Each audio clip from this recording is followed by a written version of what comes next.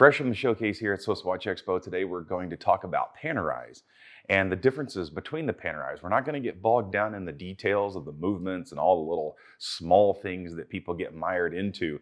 We're going to take a little bit of time to talk about the individual style of each one, or what I like to call the flavors of Panerai. And the reason I refer to them in terms of flavor is because of all the different colors that they come in and a lot of the fun different ways that the straps can be configured, especially like this green one here. This Radiomir with this bright green strap that brings out the green luminescence in the Radiomir's dial. There's a couple of different ways that you can identify Panerai, and a lot of people get really confused between what is a Luminor, what is a Radiomir, why do they have a Radiomir and a Radiomir 1940, why do they have a Luminor and a Luminor 1950, and it goes on like that. And over the years, it can be very confusing, but there's some very distinct differences because those different nomenclatures refer to when the watch was actually invented and then reinvented along the way.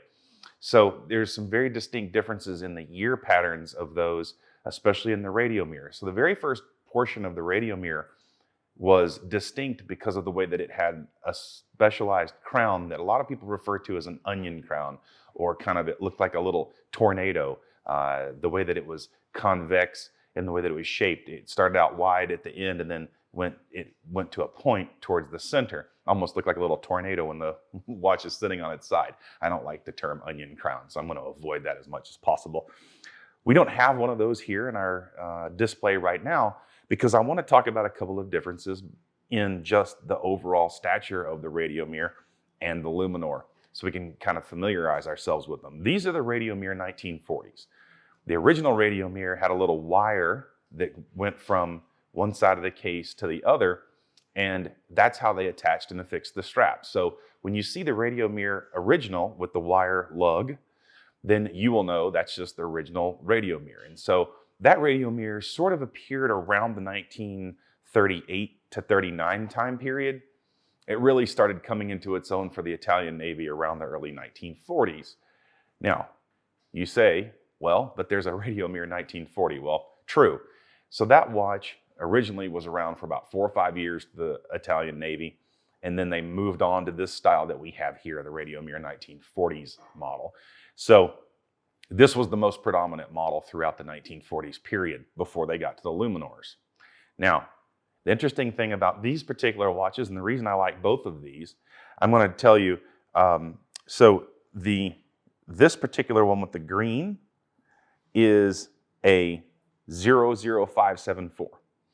Now, that can be confusing in the number set and pattern. And a lot of people refer to these watches and they think, I don't have a clue what the number is that goes with the style of the watch that I'm looking at. Well, don't be confused. Everybody does this. You're not alone in this. Only the very most attentive Paneristi would be paying attention to those numbers. So although they're important, if you don't remember which one they are, it's not a big deal. The rest of us don't either. We have to cheat and refer to either the box. These boxes came with a brown outer box with some stickers on them, and those stickers truly identify the watch. If you're lucky enough, you'll get one with the booklets, and the booklets will have a little sticker on the inside too, detailing which model that you have. And if all else fails, you can call Panerai and they'll tell you which model you have or which model that you like. There's some books out there that are pretty good, and there's some sources on the internet that are really good about helping you define just exactly which model that you like or which model that you want. Now, most likely, you've seen these Radiomirs. These are the smaller models. They tend to be manuals because all of the original Radiomirs in the early days were manuals. They're thinner. Now, of course, the original pieces were much bigger than these.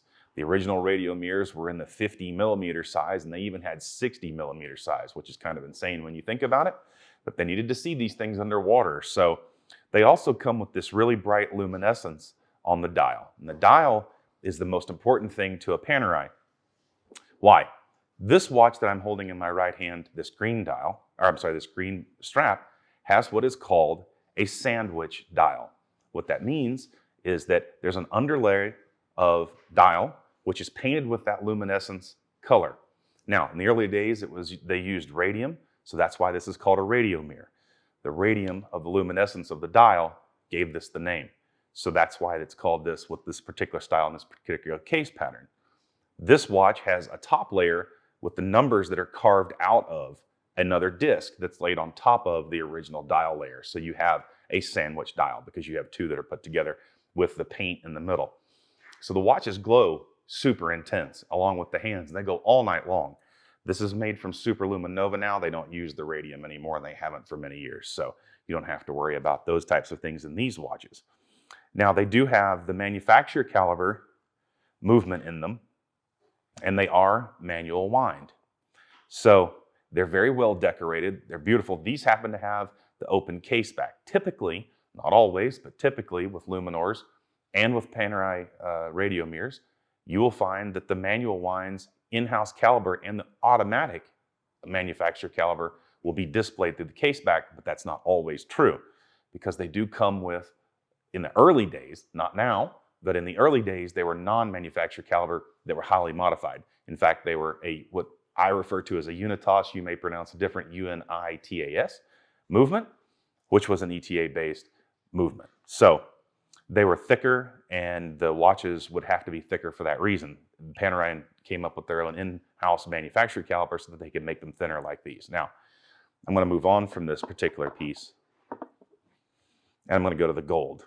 This one, for the gold piece, is the 00513. So this is a rose gold piece. These two are very, very similar. Both of them are also manual winds. This particular watch also has what is called the sandwich dial. So these are very, very similar. You have the steel and the rose gold. Significant price differences. This one happens to be in the $6,000 arena. This one happens to be in the $15,000 arena. There's a lot of gold in this piece. It's absolutely gorgeous. It also has the case back where you can see the manufacturer caliber as well. And I'll just pull that out so that I can display that to you. We're going to do something fun here in just a minute. When we move on to the Luminor, I want you to be able to see just how these watches glow. And I think we can capture this on camera. At least I'm hoping we can. So these are smaller pieces. If you don't think that you want to have the largest of the group of the Panerai, for example, like the Luminor, you don't have to worry about this particular crown because it's closer to the body of the watch. That's one of the things that they changed. They're all screw-down crowns, obviously because they're diving watches. Now, we're going to move on to the Radiomir here just for a second because these get fairly confusing fairly quickly. When you talk about the original Radiomir, you talk about a watch that has a crown protector. For the Luminor, my mistake. The Luminor has the crown guard on the outside, and it's got a cantilevered latch. And the purpose of this invention for this is to keep this winding screw down against the body of the watch so that you would know that it was positively water resistant. In the early days, as you might imagine with the Radiomir, you couldn't quickly identify whether that crown guard or whether that crown was screwed down. There was no crown guard. So at that point, you may drown the watch. Also, because it was sticking out on the side of the case, you may damage the crown. So these watches were workhorses. They weren't for fashion or style or design, although they later were, even within the Italian Navy, because they became a sign of sort of what rank you were throughout the time period, which watch you had kind of determined some higher styles. So that's why they got a little bit more decorative throughout time. Now, with this particular watch and the crown guard and the cantilever here, it's going to be, a lot of people say, well, it's a little bit harder to wind. Well, this watch that I have in my hand is actually a painted dial, and it is a manual wind, just like the two Radiomirs here. So this Luminor does not have the open case back so that you can see the movement. And that's because this is not a Panerai manufacturer caliber. This is the unitas movement that I was speaking about earlier. This is a 48-hour power reserve, and it will do every bit of it. I have a few myself, so it will do every bit of that time.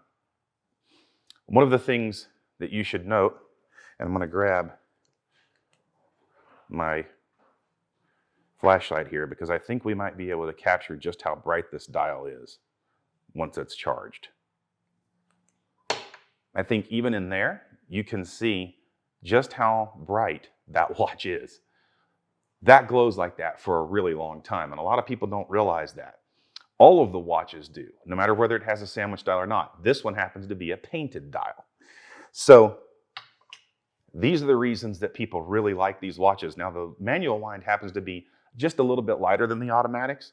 I happen to like it. It's a little bit thinner. These are my favorite styles. This happens to be a logo dial, which means it has the OP, or the Officine Panerai, the official Panerai logo on the front of it. And it's just down here at the base near the 6. So if you hear the logo, that's exactly what they're referring to. Now remember, each one of these watches has the ability to have the strap changed out. And when you buy these watches, especially from us, we try to get them with all the original tools. That's not always easy. These tools get lost, they get taken. Folks that have Panerais may not put them in the box when they go to sell them. We do a really good job here of trying to get every single thing that comes with the original watch, because you may want to change that strap out. But don't worry, because even if you don't get all the original tools with the watch, you can get them from Panerai. They do sell them.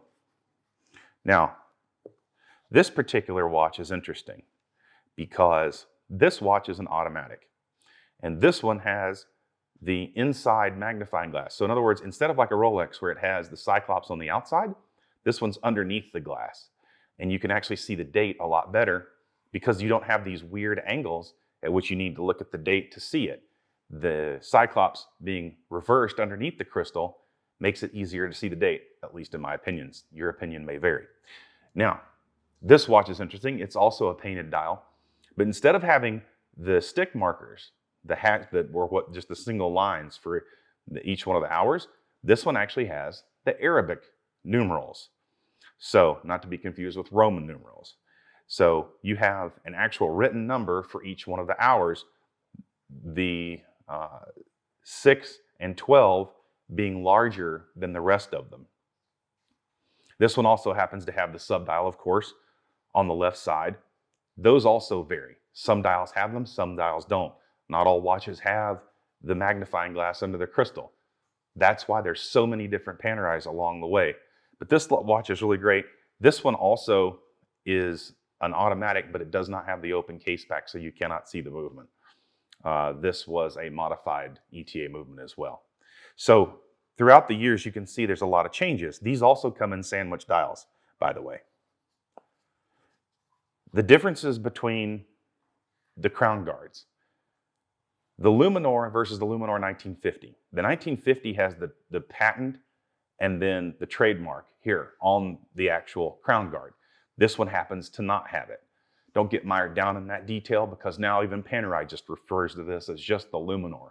So basically you have a Luminor with or without the crown guard, with the patent and trademark on the side of it, and it's actually stamped into the crown guard.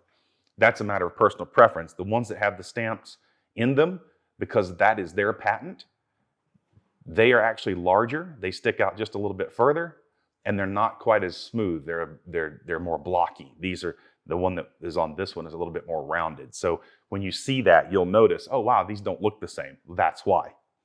So they come in all of these different sizes: 42 millimeter, 44, 45, 46, and on and on. So there's a lot to know about Panerai. If you need to have any questions answered about Panerai, give us a call here at SwissWatchExpo. Email us. You can even leave comments here on the YouTube site. Subscribe, and we will get back to you with all the answers that we possibly can about the Panerai. They can be confusing, a little bit daunting, but that's what makes them, in my opinion, more fun than all of the other so-called high desirable watches in the industry. I'm a huge Panerai fan.